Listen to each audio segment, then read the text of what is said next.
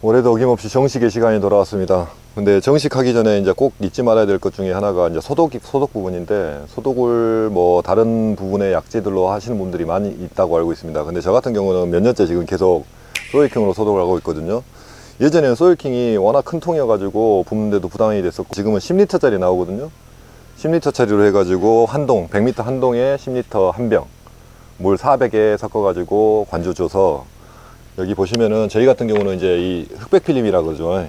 이 흑백 필름을 양쪽으로 겹쳐서 테이핑을 했습니다. 이렇게 겹쳐서 테이핑을 하고, 이 테이핑을 한 상태에서 그대로 약을 주입시키고, 짧게는 20일, 길게는 한 달까지 덮어 놨습니다.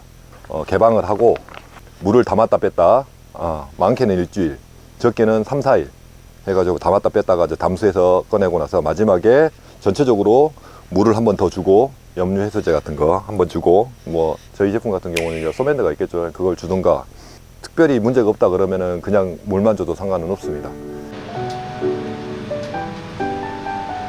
그리고 나면 정식이 이제 다가오게 되면은 이 안에 미생물의 밀도를 높이기 위해서 소독을 해 놓은 상태다 보니까 이게 아무것도 없는 그런 상태거든요. 그래가지고 저희들이 버퍼링이라 그래가지고 그 질산칼슘을 밀어입니다.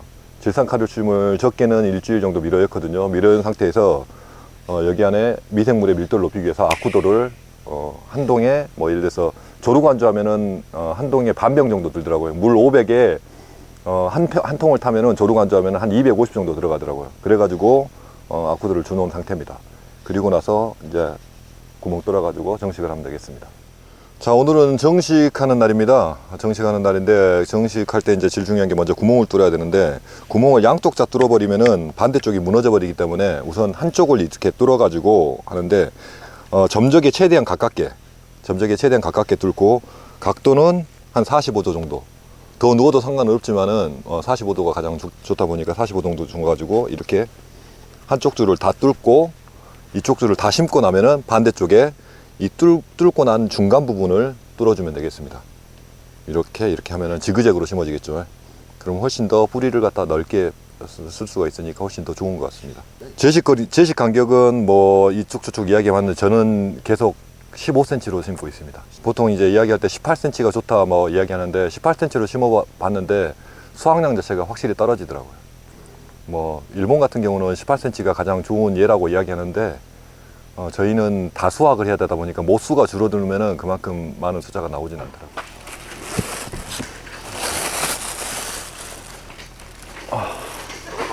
기본적으로 모종을 가져왔을 때 건전한 모종을 확인하는 방법 중에 하나가 뭐냐면 뿌리 상태입니다. 뿌리가 얼마나 잘 감았느냐. 그리고 초보자분들이 많아서 말씀드리는 건데, 이 런너 부분이 상해 있거나 타들어가 있다 그러면은 이게 서서히 타들어가서 병증을 갖다 옮깁니다. 그러니까 웬만하면은 이게 썩지 않고, 이 런너 어미 부분의 부분, 새끼 부분은 상관없습니다. 반대로 넘어오진 않으니까. 어미에서 넘어온 부분이 썩어 있지 않는 것들을 심는 게 가장 좋습니다. 올해 전체적으로 지금 모종이 안 좋다 그래가지고 지금 모종 대란이긴 한데, 저희들은 그래도 건전한 모종을 가져가가지고 뭐 별 문제 없이 잘 헤쳐나갈 것 같습니다. 이게 런너죠. 런너도 이렇게 정확히 잘라진 데들은 어미에서 날아온 런너, 그 다음에 새끼로 나간 런너가 있는데, 얘가 헷갈릴 수가 있습니다. 굵은 쪽 보면은 이쪽이 어미에서 온 쪽, 이쪽이 새끼에서 나간 쪽인데, 어미에서 나간 쪽을 점적 쪽을 향하게 이렇게 한번 눌러주고 한번 잡아주고, 이런 식으로 심으면 되겠습니다. 예전에는 깊이 심었거든요. 근데 깊이 심지 않아도 상관없습니다. 왜 그러냐면 뿌리가 활착을 하면서 얘를 잡고 따라 들어갑니다. 그러니까 적당하게 얘랑 정확히 맞게만 심으면은 전혀 문제 없습니다.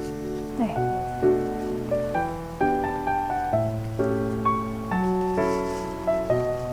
자, 지금 이렇게 한쪽을 다 심어놨는데, 이제 반대쪽을 이렇게 구멍을 뚫었습니다. 지그재그로. 보시면 아시겠지만 얘는 여기에 있고 이쪽은 심을 수 있게, 그러면 지그재그가 되겠죠. 당연히 이런 식으로 심어 놔야 됩니다. 그 전에 이제 양쪽을 한꺼번에 뚫지 않는 이유 중에 하나는 뭐냐면, 저희는 코코피트고 뭐 그러다 보니까 한쪽을 뚫어놓고 이 반대쪽을, 양쪽을 같이 뚫어버리면 반대쪽이 무너져 버립니다. 근데 심어놓고 나서 뚫으면 무너지지 않기 때문에 이렇게 심는 방법이 훨씬 더 좋습니다. 이제 전체적으로 다 심었다고 생각을 했을 때, 오늘 가장 먼저 해야 될 것 중에 하나가 뭐냐면, 균제하고 충제를 해야 됩니다. 왜 그러냐면, 심다가 뿌리가 망가지거나 아니면 이게 상처가 나거나 그러면은 온도가 지금 탄저병이나 그런 것들이 활성화될 수 있는 온도다 보니까 스포르곤, 저희가 뭐 가성비라고 이야기를 하는데, 가성비 가장 좋은 스포르곤하고, 그 다음에 충제 중에는 뭐 예전에 말씀드렸다시피 농약 그 충제 종합 살충제인데 제네시스라고 이야기를 하거든요. 베리마크라고 있거든요. 베리마크를 조루 관주로, 이 관부 부분이 가장 문제가 되다 보니까 가운데 쪽으로 하면서 관부 부분에 조루 관주를 해주십니다. 조루 관주에서 이쪽 뿌리가 충분히 흡수할 수 있도록 쭉 해가지고 하면은, 그것도 마찬가지로 한 동에 250리터 정도 들어가더라고요. 또 두 동 정도는 할 수 있습니다. 스포르곤도 250g, 그리고 베리마크는 250ml. 그렇게 집어야면은 두 동 정도 할 수 있는 것 같습니다. 스포르 같은 경우는 많게는 일주일 정도 효과가 있고, 베리마크 같은 경우는 제가 해보니까 15일이라고 해야 15일까지는 아니더라도 15일 언저리까지는 다른 웬만한 충들에 대한 뭐 가격이나 그런 것은 거의 없는 것 같습니다. 그래서 올해는 작년에 한 번만 하고, 두 번째는 다른 약재를 갖다가 쓸 수 있으면 쓰려고 했는데, 올해는 한 5일 언저리 되면은 두 번 엮고 마무리 하려고 생각하고 있습니다.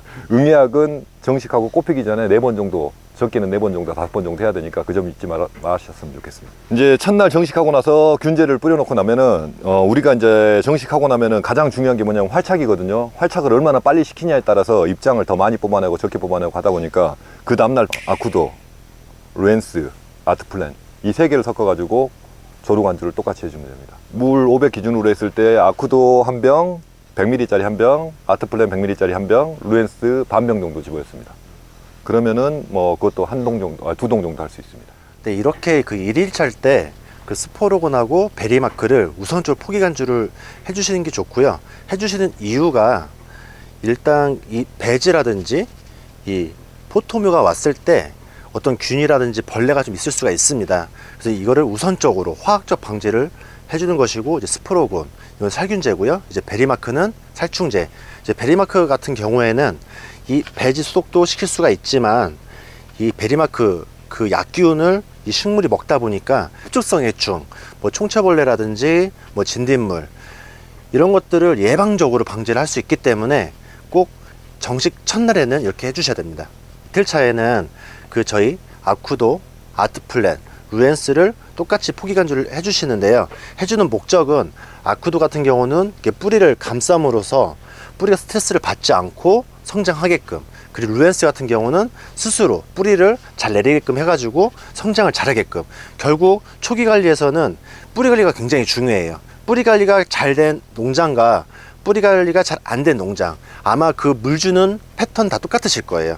아무래도 뿌리 관리가 잘 돼 있으면은 이 점적으로 주는 양수분을 잘 빨아당겨 잘 클 것인데, 뿌리 관리가 잘 안 돼 있으면은 먹는 물이 한정이 되어 있기 때문에 거의 흡수를 못 합니다. 그렇기 때문에 이 뿌리 관리 굉장히 중요해요. 정식 2차 때는 아쿠도, 루엔스를 무조건 주시고. 초기 급액이시에 관해서 질문을 많이 하셔가지고 급액이시에 대해서 말씀드리자면은, 예전 같은 경우는 기술센터에서 분화 검경을 안 해줬습니다. 분화 검경을 해주지 않았기 때문에 분화가 됐는지 안 됐는지 모르다 보니까 급격한 이시를 높이다 보면은 분화가 안 될까 봐서 뭐 맹물만 일주일간 주고 그랬었는데, 지금 같은 경우는 분화 검경을 해서 충분히 심기 때문에 3기, 4기만 넘어간다 그러면 초세를 잡기 위해서 초반부터 급액이시를 쭉쭉쭉 높여가야 됩니다. 근데 딸기 자체가 급액이시를 한꺼번에 팍 올려버리면 스트레스를 받아가지고 과하게 분화가 돼버리니까, 뭐 이틀 간격으로 아니면 하루 간격으로 0.1씩 꾸준히 열리든가, 아니면 이틀 간격으로 0.2씩 꾸준히 열려서 원하는 이시에 도달하게 하는데, 뭐 배양액 조성포에 1.4까지라고 체크돼 있다면 한 1.2까지만 줘도 무난하니까, 1.4까지 줘도 생육기는 엄청나게 빠를지 몰라도 염류가 쌓이는 속도가 엄청 빨라지거든요. 그러니까 그분 참고하셔가지고 1.2나 1.0까지만 올려가지고 초반 생육을 잡으시면은 별 문제 없이 초반 생육 잡는데 잘 될 것 같습니다. 내일부터, 아니면 내일 양액을 타면 바로 내일부터 주고, 만약에 못한다고 하면 모레부터 해가지고 바로 주는 걸로 할 거예요. 지금은 이 정도 날씨면 하루에 몇 타임 정도 권장하시죠? 초반에 일주일이 가장 중요한데, 그때는 물을 엄청나게 많이 필요로 합니다. 근데 물을 계속 많이 주다 보면, 우리가 그 아쿠아리움 같은 데 가가지고 하루 종일 물에다 발을 담가놓으면 불잖아요. 그런 거랑 똑같이 세근이나 직근들이 일주일 가까이 물 위에 담가져 있으면 뿌리가 약해집니다. 그래가지고 그쪽이 뭐 터져가지고 아니면은 균이 들어가가지고 문제가 생기고 썩고, 그러니까 일주일 전까지는 좀 많이 주는데, 저 같은 경우는 이불이 없는 하우스고 하다 보니까 하루에 주는 양을 뭐 800씩 2번. 그러니까 예를 들면 점적에 갇혀있는 물 자체가 워낙 뜨겁기도 하고 250씩 여러 번을 주다 보면은 뜨거운 물만 주다가 끝나버린다 보니까 배드의 온도를 높일 수밖에 없어요. 그러다 보니까 차가운 물을 계속 내려서 씻어 내려준다는 개념으로 해서 400씩 4번을 주든가 800씩 2번을 주는데 저 같은 경우는 800씩 2번을 주는 걸로 택하고 있습니다. 베드 내 온도를 갖다가 28도 이하로만 잡을 수 있다면은 뭐 기존에 주는 방법하고 똑같이 250씩 4번을 주든 아니면 400씩 4번을 주든 초반에 물이 좀 많이 필요하니까 400씩 4번 정도 주는 것도 나쁘지 않거든요. 딸기는 물이 많으면 죽지 적으면 절대 죽지 않습니다. 근데 너무 적게 준다 그러면은 초반에 뿌리를 뻗는데 많은 도움을 주지 못해요. 그러니까 초반에 일주일 정도만 좀 물을 많이 주고 정식으로 생육할 때 주는 양과 똑같이 주면 될 것 같습니다. 평균이 한 돈에 한 250 정도 들어가나요? 한 주당에 얼마씩의 그 공식이 있거든요. 그 공식을 이제 하도 본 지 오래돼가지고 까먹긴 했는데 저 같은 경우는 100m 한 동을 했을 때 300 정도 주고 뭐 85m 정도 된다면 250 정도 주고 있습니다. 정식한 지 금요일, 저번 주 금요일이 있으니까 오늘이 목요일이니까 한 일주일이 돼가네요. 여러 사람이 하다 보니까 이 시기에는 전체적으로 뒤집어 심어진 것들, 그리고 아무리 사람들이 다 심었다고 하더라도 중간에 하나씩 빠진 게 있습니다. 전체적으로 돌아보면서 뒤집어 심어진 놈들이나 그다음에 또 빠진 놈들, 그리고 이제 일주일이 지나다 보니까 이제 생사가 확실히 이제 판가름이 납니다. 중간에 짱잎으로 돌아선 애들이 있는 반면 이렇게 정확히 활착을 잘 해가지고 예쁜 이파리를 뽑아 올리는 것들이 있는데 이런 것들을 바꿔주고, 그리고 뭐 런너들 지금 계속 런너들이 나오고 있는데 뽑아줘야 됩니다. 가운데서 나온 가운데서 나온 런너들은 이렇게 뽑아버리는 쪽 빠집니다. 그러면 자체 보호막이 형성돼 가지고 균이 침투하지 않습니다. 잘라버리면은 서서히 타들어가요. 그래가지고 잎이 전개되는 걸 방해하고 그러다 보니까 이렇게 뽑아버리는 게 좋습니다. 그러니까 끊지 말고 뽑아야 된다. 네, 뽑아버립니다. 마늘종 뽑듯이 살살 달개면서 쭉 뽑으면 뻑 뽑습니다. 안 그러면 그쪽으로 영향이 가가지고 생육을 좀 늦게 할 수 있으니까 그런 부분에 신경 쓰시기 바랍니다. 여기도 보시면 아시겠지만 지금 활착을 한 상황인데 여기가 런너 같이 보이는데 이게 뒤집어졌습니다. 지금 보면은 이쪽이죠. 여러 사람이 심다 보니까 뒤집어졌는데 이럴 때는 확 뽑지 말고 이 정도 흙을 잡아서 살짝 돌려준다고 생각해서 이렇게 돌려주면은 뿌리는 완전히 뽑히지 않고 그다음에 다시 자리를 잡을 수 있습니다. 전체 오늘 한 동 돌았는데 한 3그루 정도 뒤집어져 있더라고요. 이 팔을 왜 말라는 거예요? 얘는 이제 가지고 왔을 때부터 예를 들어서 꺾여 있거나 그래가지고 그런 거고, 가 쪽에서부터 그런다면은 상관없는데 이 중간 정도에서부터 그렇기 때문에 집사람이 그냥 뽑아버린 것 같네요. 그리고 안에 이파리도 약간 짱잎기가 있고, 그래서 뭐가 없으면은 심어놓고 기다리겠지만 뭐가 있으니까 갈아줄 때 확실히 갈아버리려고 지금 이렇게 하고 있습니다. 지금 이거 짱잎으로 받으세요, 이거? 예, 얘도 짱잎으로 봐야죠. 얘도 마찬가지 짱잎이고. 이거 보시하셔야겠네요. 예, 이것도 뽑아낼 거예요. 이렇게 확실히 둥글둥글하게 모양이 만들어져서 그러면은 그대로 놔둬도 상관없지만 안 그런 애들은 이 초반에 뽑아버린 게 나아요. 루엔스와 아쿠도의 힘을 한번 보여줘야 되겠구나. 와, 이게 지금 일주일도 안 됐죠. 금요일날 심었으니까 금요일날 이동이 금요일날 마지막 저녁에 심었습니다. 위트루에 아쿠도 루엔스를 줘가지고 뿌리가 이렇게 나왔습니다. 엄청난 거죠. 빨리 나온 겁니다. 이러니까 다른 처리를 하지 않은 뭐 기존의 다른 농장보다 활착이 보통 짧게는 3일, 많게는 한 5일 가까이도 빨리 활착이 합니다. 그러다 보니까 생육이 빠르죠. 이틀 정도 해가 쨍 났습니다. 태풍이 온다 그래가지고 흐리겠다 했는데 이틀 정도 해가 쨍 나가지고 잎이 이렇게 붉어진 애들 있죠. 네. 이렇게 붉어진 애들이 생겼습니다. 그래가지고 여기서 이제 더 심한 빛을 받으면은 얘들이 녹습니다. 익어가지고.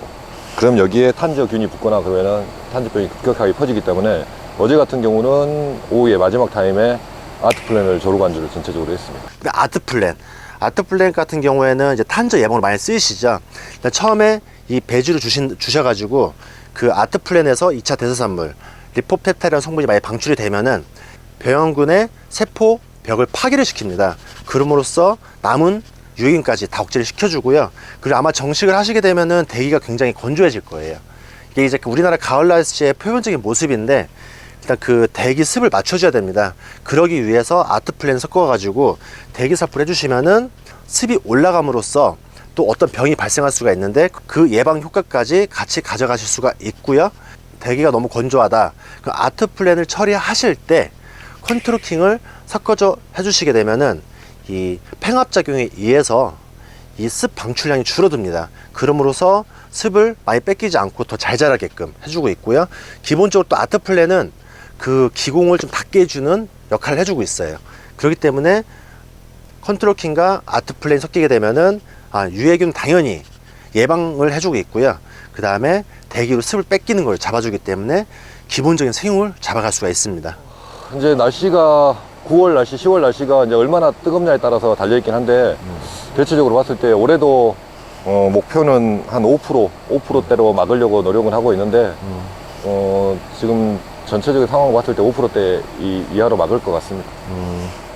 그리고 이제 앞으로 또 관리법이 있는데 앞으로 관리법도 한번 안내를 해드릴게요.